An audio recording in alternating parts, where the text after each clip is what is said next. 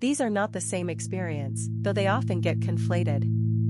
Being alone is a condition of physical solitude, the absence of others.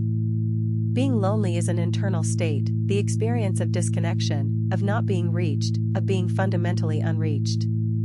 You can be alone without being lonely. And you can be lonely without being alone. This distinction matters because the solutions to the two experiences are completely different.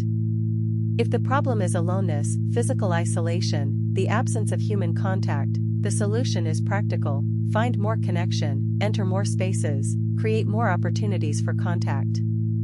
But if the problem is loneliness, the internal experience of disconnection even in the presence of others, then adding more people does not solve it.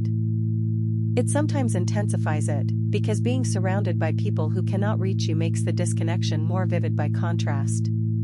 Research on loneliness has become urgently relevant in recent years.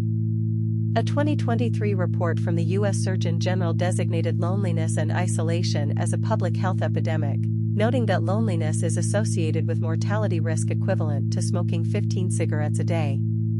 And yet the interventions typically prescribed, more social activities, more connection, more presence in community, address the aloneness without necessarily addressing the loneliness. Because loneliness is primarily about the quality of connection, not the quantity. The quality that matters is the experience of being genuinely known. Not being liked, not being included, not being popular, being known. Having someone see past the presentation to the actual person. And this requires two things that are both risky: the willingness to show the actual person, and the finding of someone capable of genuinely seeing. The Lubavitcher Rebbe understood loneliness as a fundamentally spiritual phenomenon, not just psychological. He taught that the soul came from a place of complete connection and entered a world of apparent separation, and that the longing that is felt as loneliness is the soul's memory of a fuller connection. This is not consolation prize theology. It is a precise description of what loneliness is pointing to: the soul's recognition that the connection it experiences in ordinary human life is real but partial. That there is something it is orienting toward that ordinary connection can gesture toward but not fulfill. He also took profoundly seriously the responsibility of human beings to one another in this regard. He would speak to his students and followers about the obligation of seeing the other person, not the role they play, not the category they occupy, but the actual person. He believed that one genuine act of real seeing could change the inner landscape of the person being seen. The practical implication is twofold.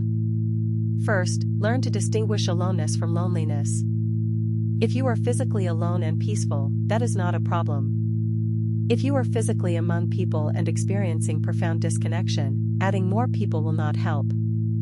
Second, loneliness is most reliably addressed not by being in more spaces but by being more present in fewer spaces.